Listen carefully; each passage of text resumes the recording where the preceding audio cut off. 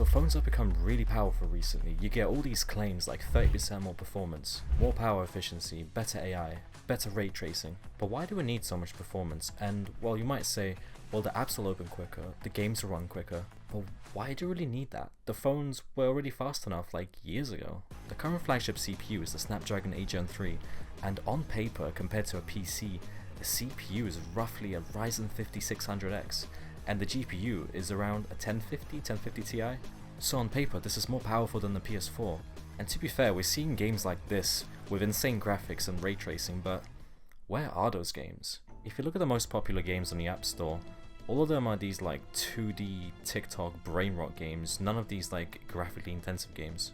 Now this was explained in the Mr. Who's the Boss video very well, but essentially the game devs aren't really trying because gaming on a phone is just not really convenient. Your phone doesn't have any buttons or triggers or joysticks, and yeah, sure, you can buy a controller like one of these on Amazon, but then you might as well just buy a Steam Deck and play every single game on your Steam library instead of playing like Subway Surfers.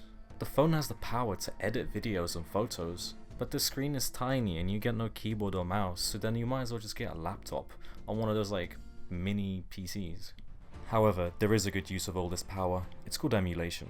You can emulate consoles such as PSP or PS2. Now, your phone is more powerful than that console, but you gotta remember that the phone has to emulate the console and then the games on top of that. But you shouldn't be expecting like 9 million FPS. However, if you set the settings to 10x, you're basically running the game at like 10x of that console, which is like over 4K. And this is how your phone actually gets punished. Obviously, you're not going to be running 10x, you're going to be running something like 4x, which is 1080p.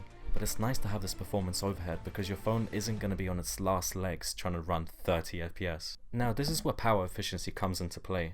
Say the next GPU is 30% more powerful than the last one at the same power usage. Now, to achieve the same performance as the last GPU, you will need a lot less wattage. Now this is really exciting because if you play these less graphically intensive games, it barely even knows it's playing a game. That means you're going to have less battery consumption, less heat.